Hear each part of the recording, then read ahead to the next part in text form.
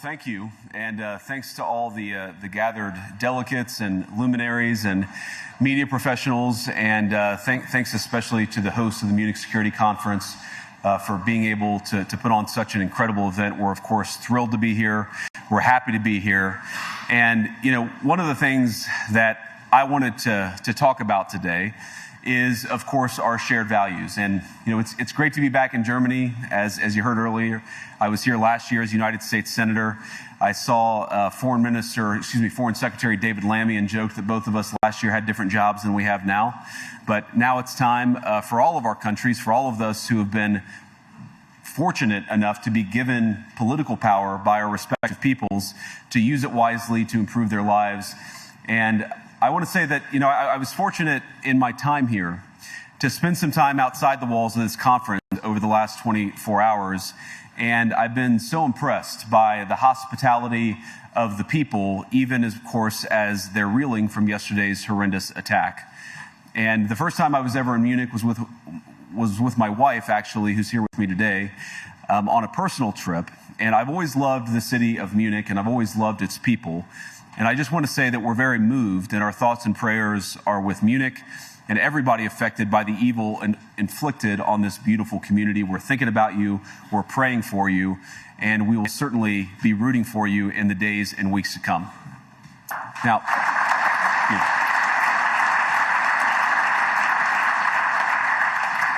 I hope that's not the last bit of applause that I get, but we gather at this conference, of course, to discuss security, and normally we mean threats to our external security. I see many great military leaders gathered here today.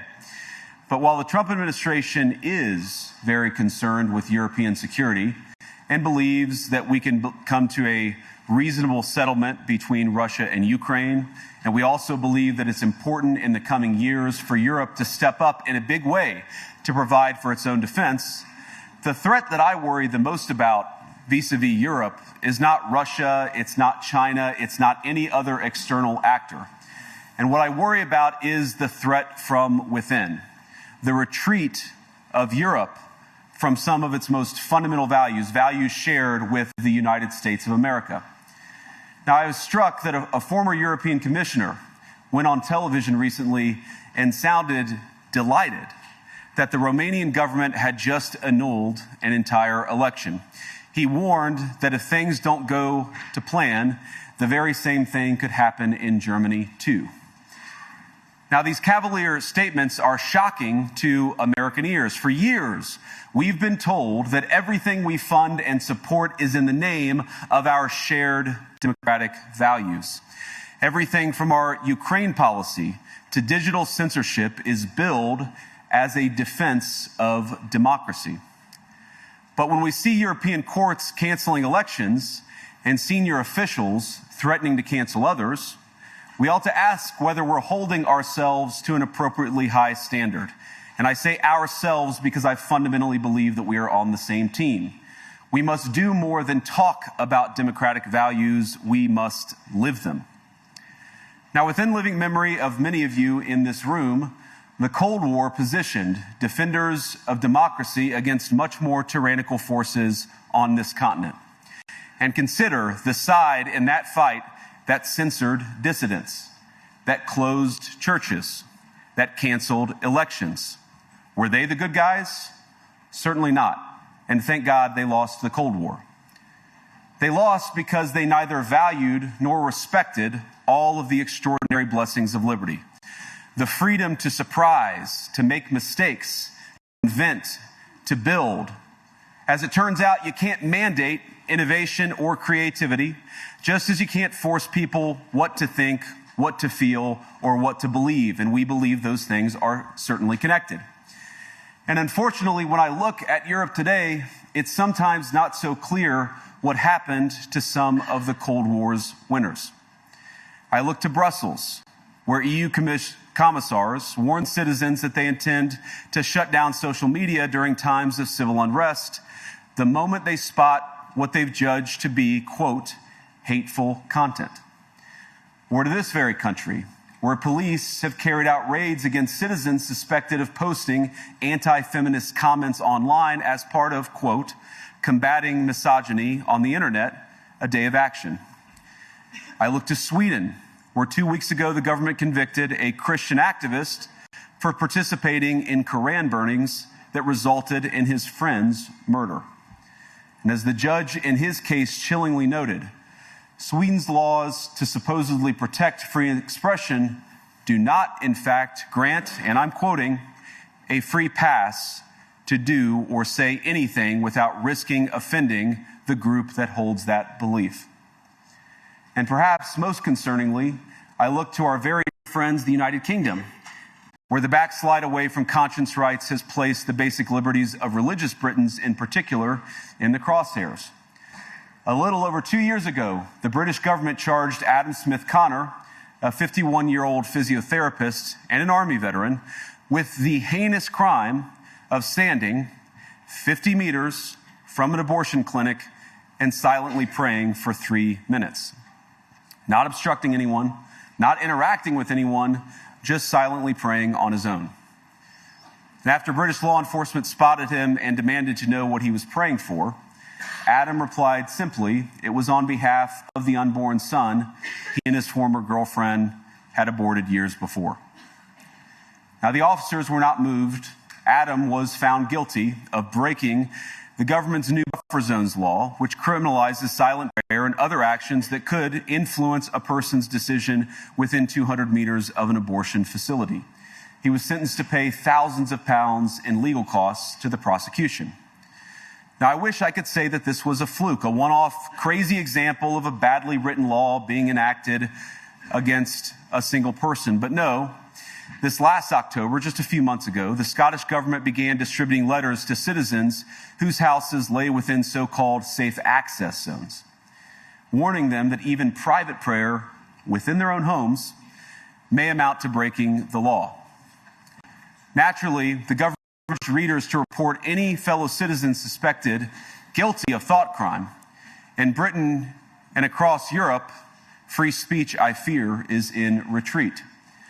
And in the interest of comedy, my friends, but also in the interest of truth, I will admit that sometimes the loudest voices for censorship have come not from within Europe, but from within my own country, where the prior administration threatened and bullied social media companies to censor so-called misinformation. Misinformation like, for example, the idea that coronavirus had likely leaked from a laboratory in China. Our own government encouraged private companies to silence people who dared to utter what turned out to be an obvious truth. So I come here today not just with an observation, but with an offer. And just as the Biden administration seemed desperate to silence people for speaking their minds, so the Trump administration will do precisely the opposite, and I hope that we can work together on that. In Washington, there is a new sheriff in town, and under Donald Trump's leadership, we may disagree with your views, but we will fight to defend your right to offer in the public square, agree or disagree.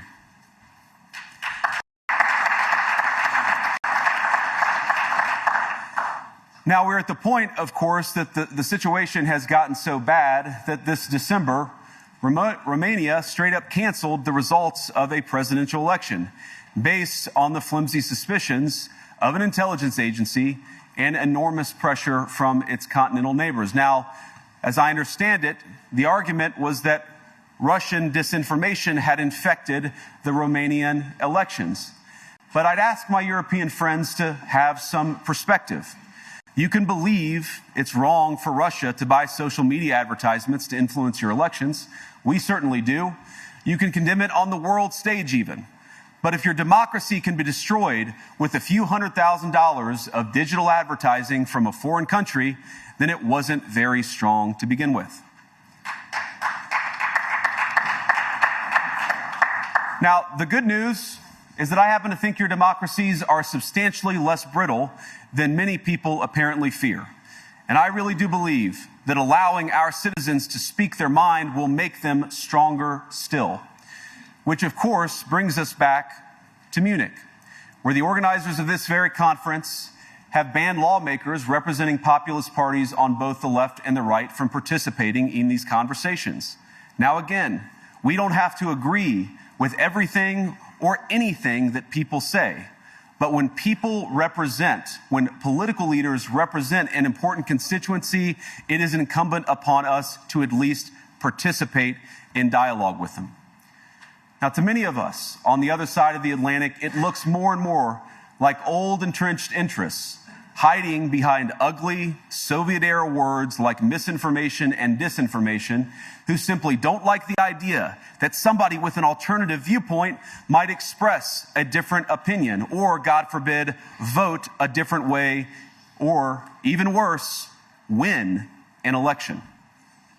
Now, this is a security conference, and I'm sure you all came here prepared to talk about how exactly you intend to increase defense spending over the next few years in line with some new target. And that's great, because as President Trump has made abundantly clear, he believes that our European friends must play a bigger role in the future of this continent. We don't think, you hear this term, burden sharing, but we think it's an important part of being in a shared alliance together that the Europeans step up while America focuses on areas of the world that are in great danger. But let me also ask you, how will you even begin to think through the kinds of budgeting questions if we don't know what it is that we are defending in the first place? I've heard a lot already in my conversations, and I've had many, many great conversations with many people gathered here in this room. I've heard a lot about what you need to defend yourselves from, and of course that's important. But what has seemed a little bit less clear to me, and certainly I think to many of the citizens of Europe, is what exactly it is that you're defending yourselves for. What is the positive vision that animates this shared security compact that we all believe is so important? And I believe deeply that there is no security if you are afraid of the voices, the opinions, and the conscience that guide your very own people. Europe faces many challenges, but the crisis this continent faces right now, the crisis I believe we all face together, is one of our own making. If you're running in fear of your own voters, there is nothing America can do for you. Nor, for that matter, is there anything that you can do for the American people who elected me and elected President Trump. You need democratic mandates to accomplish anything of value in the coming years. Have we learned nothing that thin mandates produce unstable results?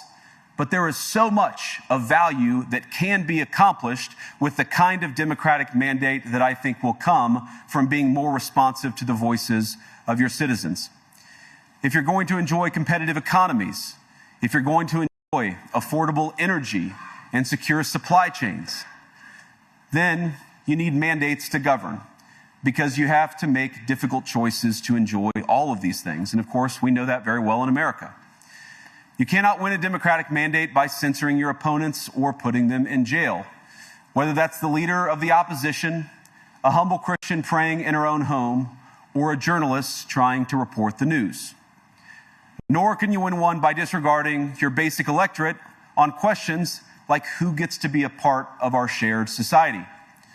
And of all the pressing challenges that the nations represented here face, I believe there is nothing more urgent than mass migration. Today, almost 1 in 5 people living in this country moved here from abroad. That is, of course, an all-time high. It's a similar number, by the way, in the United States, also an all-time high. The number of immigrants who entered the EU from non-EU countries doubled between 2021 and 2022 alone, and of course it's gotten much higher since. And we know this situation, it didn't materialize in a vacuum. It's the result of a series of conscious decisions made by politicians all over the continent and others across the world over the span of a decade. We saw the horrors wrought by these decisions yesterday in this very city. And of course, I can't bring it up again without thinking about the terrible victims who had a beautiful winter day in Munich ruined. Our thoughts and prayers are with them and will remain with them. But why did this happen in the first place? It's a terrible story, but it's one we've heard way too many times in Europe and unfortunately too many times in the United States as well. An asylum seeker, often a young man in his mid-20s, already known to police, rams a car into a crowd and shatters a community. How many times must we suffer these appalling setbacks before we change course and take our shared civilization in a new direction? No voter on this continent went to the ballot box to open the floodgates to millions of unvetted immigrants. But you know what they did vote for? In England, they voted for Brexit, and agree or disagree, they voted for it. And more all over Europe, they're voting for political leaders who promise to put an end to out-of-control migration. Now, I happen to agree with a lot of these concerns, but you don't have to agree with me. I just think that people care about their homes, they care about their dreams, they care about their safety and their capacity to provide for themselves and their children. And they're smart. I think this is one of the most important things I've learned in my brief time in politics. Contrary to what you might hear a couple mountains over in Davos, the citizens of all of our nations don't generally think of themselves as educated animals or as interchangeable cogs of a global economy. And it's hardly surprising that they don't want to be shuffled about or relentlessly ignored by their leaders. And it is the business of democracy to adjudicate these big questions at the ballot box. I believe that dismissing people, dismissing their concerns, or worse yet, shutting down media, shutting down elections, or shutting people out of the political process protects nothing. In fact, it is the most surefire way to destroy democracy. And speaking up and expressing opinions isn't election interference. Even when people express views outside your own country, and even when those people are very influential. And trust me, I say this with all humor, if American democracy can survive 10 years of Greta Thunberg scolding, you guys can survive a few months of Elon Musk. But what no democracy, American, German, or European, will survive is telling millions of voters that their thoughts and concerns, their aspirations, their pleas for relief are invalid or unworthy of even being considered. Democracy rests on the sacred principle that the voice of the people matters. There's no room for firewalls. You either uphold the principle or you don't. Europeans, the people, have a voice. European leaders have a choice. And my strong belief is that we do not need to be afraid of the future. Embrace what your people tell you, even when it's surprising, even when you don't agree.